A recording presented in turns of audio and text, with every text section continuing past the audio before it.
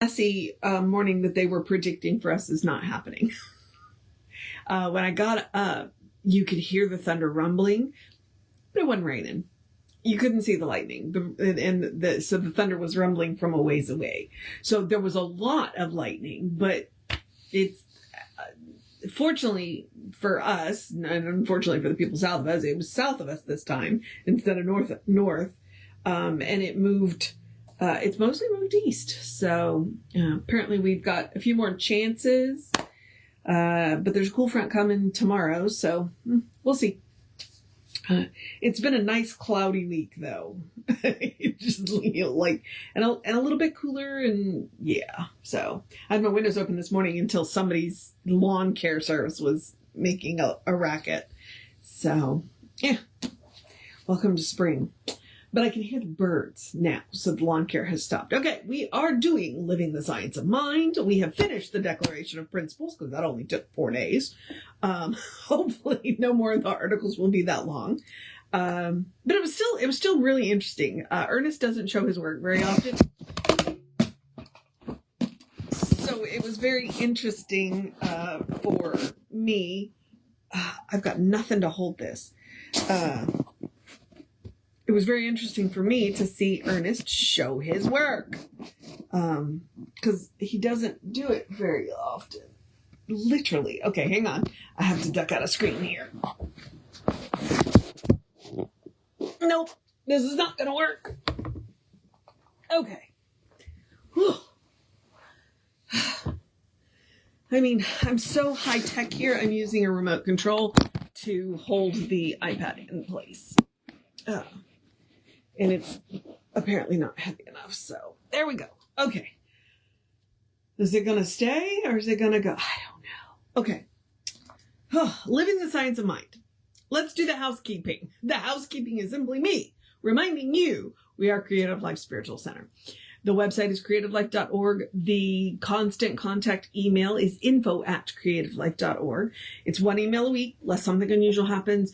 Tells you what's going on for the week and the month. Blind CC, so nobody will see your email. You're not going to end up on anybody else's email because of us. Email us because of us. And the hot links are hot. Let's click here now. It'll take you right to the place. So now, the last thing is the social media. We don't monetize the social media. We don't want to deal with the ads any more than you do. So what we ask you to do is engage with our pages. Go like, subscribe, share, follow, comment based on which platform you are on. Yep, there's English. There are English words in there. Hang on. I should tell you what the pages are. We are Creative Life Spiritual Center or Creative Life Spark, and I am the running Rev Ryan on the social medias that I am on. So I would ask you for that simple favor. All right. I think that's everything. So let's get into it, because the article, what I like about these articles is that they came out of his at-home course. So you could you could mail off for these courses, and you get 1 course a week. And what these essays look like is somebody mailed Ernest a question, or called Ernest and said, I have a question. And so Ernest would write a response. And so all these essays were in his take-home course. They also call this his commentary on his textbook, because they're all written by Ernest. So I love today's title. It is Why Talk About God? Why Talk So Much About God? So let's find out what Ernest has to say about why he talks about God so much. All right. You may ask why we use the words God and Spirit so frequently, and why it is when we explain Science of Mind that we so often speak about the nature of God or Spirit. When we use the word God or Spirit, we mean the intelligent life principle, which the philosopher calls reality, and what all religions mean when they refer to that something in the universe which responds to our consciousness. It is self-evident that a first cause, such an intelligent cause, exists. Haldane, and that is Haldane, says, materialism, once a scientific theory, is now a fatalistic creed of thousands. But materialism is nothing better than a superstitious superstition on the same level as a belief in witches and devils. This eminent scientist is telling us that it stretches our imagination more to disbelieve in God or a universal consciousness than it does to believe that there is such a universal consciousness. Or, as the sage of antiquity said, he that planted the ear, shall he not hear? He that formed the eye, shall he not see? He that teaches man knowledge, shall he not know? A little curious to know where that quote came from. People are more interested in God than they are in religion, because religion has been more or less mixed up with superstition, theology, and ecclesiasticism. But people never have ceased being interested in the nature of God. And there is nothing that gives greater satisfaction than to believe in a supreme intelligence with which we may commune, and an infinite power with which we may consciously deal. When we use the word God or spirit, we do not mean a tribal God, but the supreme mind and power back of all created form, the intelligence which responds to us, the intelligence which rises through the mineral, vegetable, and animal kingdom and blossoms in the human mind as it approaches the conscious recognition that it is one with this oversoul. It would be impossible to discuss philosophy, science, or religion without continually referring to the nature of a person's being and the nature of the nature of the person's being is God. Oof. All right. We wish more than a blind acceptance of God. We need to know with scientific certainty that there is a consciousness and a power in the universe that responds to us definitely, directly, and dynamically. Each individual must arrive at a place in their own consciousness where this contact is so immediate and so dynamic that if every other living soul denied it, they would still know. Without this inner conviction, neither faith nor understanding is possible. We would be depending on a forlorn hope which might vanish in the hour of need. Okay. It is enough for the intelligent person to know that the entire planetary system manifests intelligence and organization. That is, it manifests intelligence plus direction, and intelligence plus direction means consciousness. It implies both will and representation, both an infinite will and an infinite manifestation. That there is within each of us a deep awareness, a subjective and a spiritual consciousness, which by pure intuition knows that the universal intelligence, which we call God, exists. We do not need to turn to the Bible for such declarations, for the real Bible is inscribed on the walls of our own consciousness, and is the true light which lighteth every person that cometh into the world. The inner consciousnness of our union with good is supreme.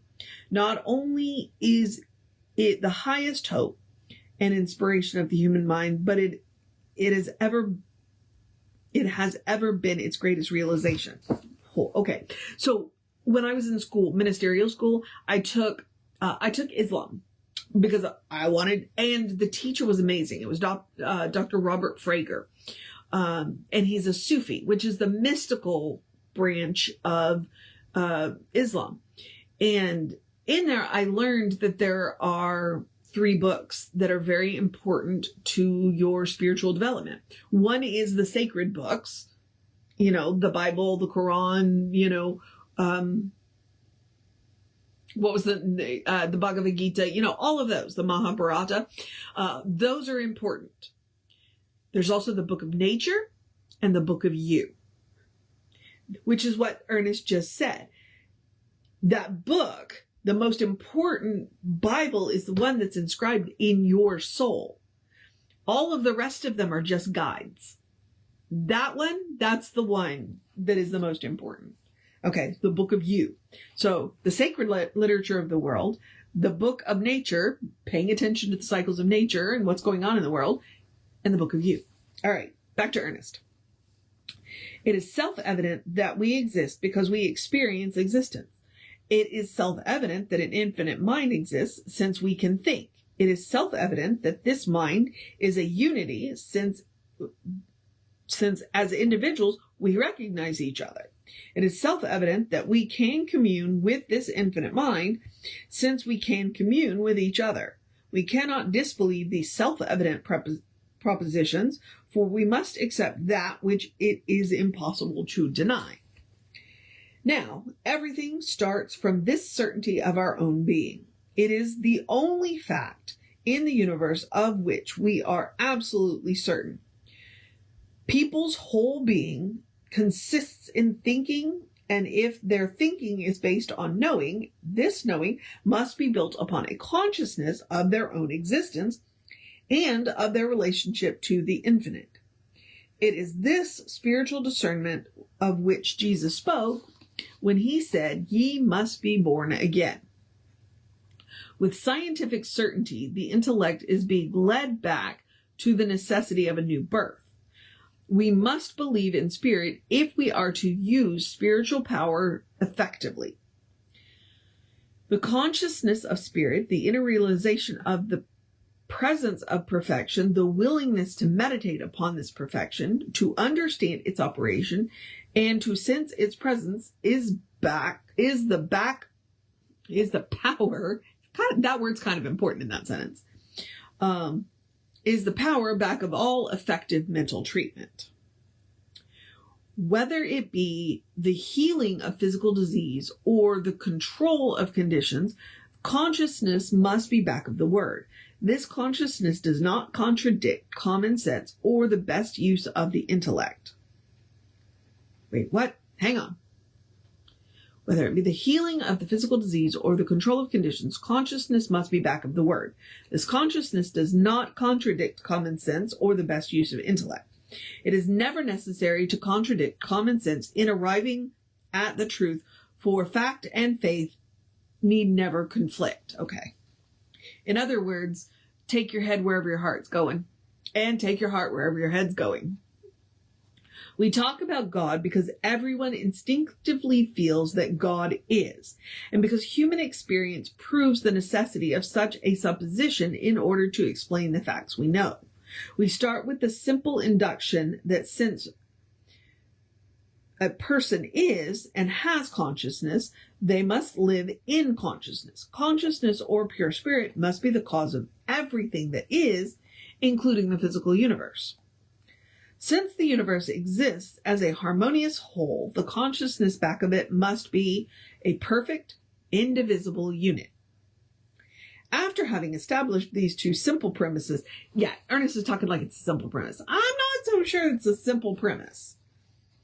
Okay, after having established these two simple premises, we go on to the necessitative conclusion that since a person is, and since there is an infinite consciousness, this infinite consciousness in the person is the person.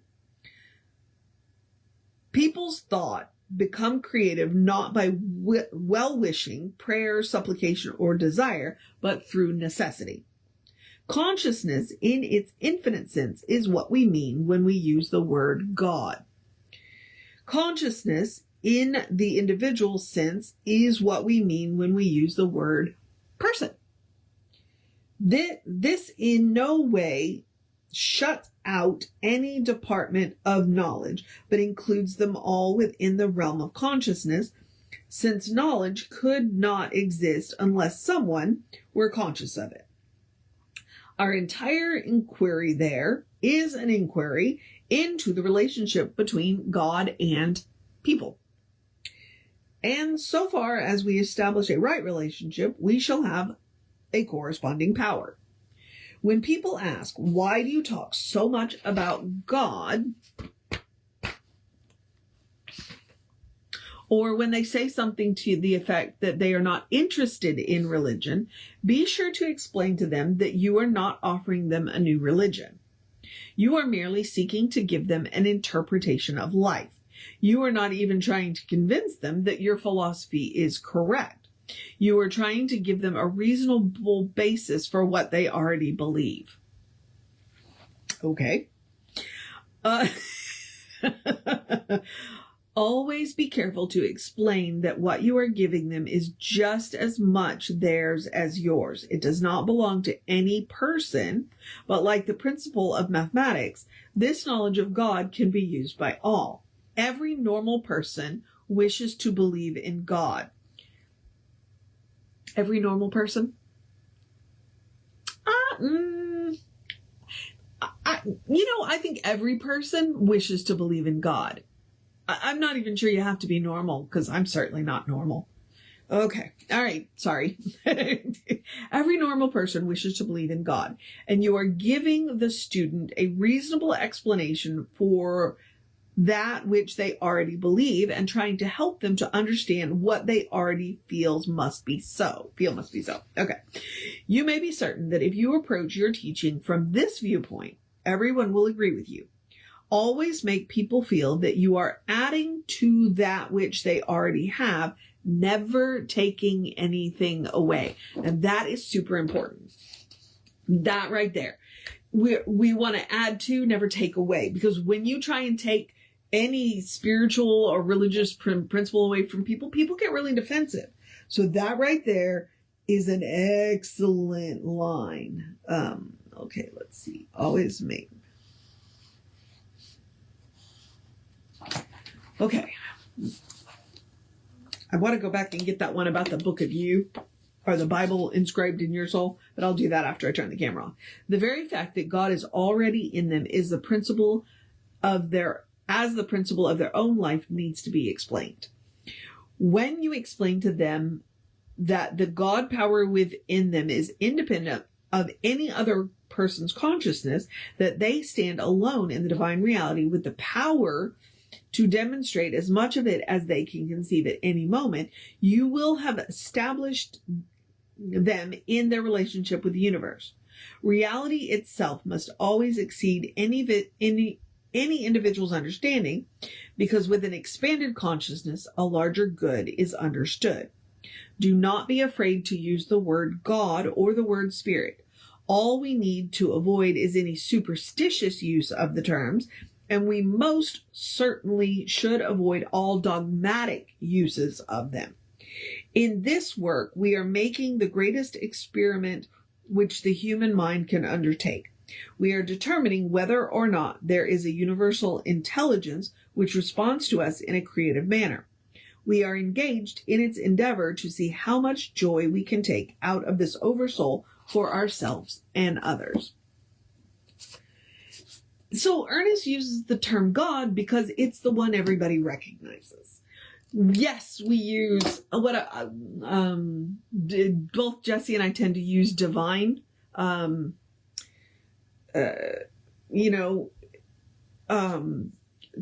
use mind, we use creative consciousness, we use consciousness. We use all of these other terms because we understand that the word God is loaded. But Ernest's explanation here is, look, we're using the word to mean this, but we use the word because it's the word everybody recognizes. But he's giving you right there. He's saying, look, don't get caught up in the dogma. Don't get caught up in the superstitious, because when we use the word God, we are not talking about the old man in the sky sitting in the throne with a book that, the accounting book. That's not what we're talking about. We are talking about creative intelligence.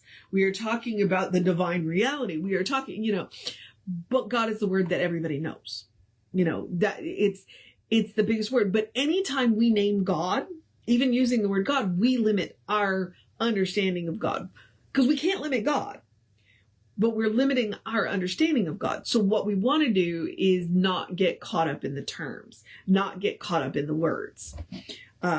And that's super important to understand, because what we're talking about is, we're talking about the divine reality, our relationship to the divine reality, and how we can work on that relationship? Well, God is just the most convenient word. So there it is. Why do we talk so much about God? Because that's what we're working on, and it's just the most convenient word. But that's why most science mind ministers and science of mind practitioners will use other words. I don't have any trigger points with the word God. I was raised loosely Catholic. I've been to a whole bunch of different churches. Fortunately for me, the word God doesn't, it doesn't trigger me any more than the word Allah does, because I understand that the word Allah simply means father. Do I choose to use it? No, because I don't want to see God as a father. I want to see God as a creative consciousness. That's the way I would rather see God. So, those are all the terms. All right. I do need to wrap this up and get on into the process of my day and go back and get that other quote in the book in this article that I really liked, or essay that I really liked. So now I'm going to encourage you to have a great day, a wondrous day, a fantastic day, a magical day, an enchanted day, a wonderful day, an awesome day, an amazing day, a take care of business day, a we got this day, a maybe we'll dry out a little bit day, a drink plenty of water day, enjoy the thunder day. Because I did enjoy the thunder day. Go listen to the birds sing day. I'm out of adjectives day. A good day. And if that's too much pressure, simply have the day. You are enough just as you are. You are a beloved expression of the divine. You are a brilliant light, a divine spark, spirit in motion, God in action, a beautiful masterpiece and a work in progress at the same time, at your own pace. And as Reverend Jesse likes to call us, you are a godling. Explore the truth of your being, which is the whole point of Science of Mind, exploring the truth of your being, getting to know who the divine knows you to be. Because the divine knows you to be good. And from there, anything is possible. Anything at all is possible. All right. Reverend David should be on around 5 p.m. with you. I'll be back with you between 9 and 9:15. Take care of yourself. Know that you are loved, and I will see you next time.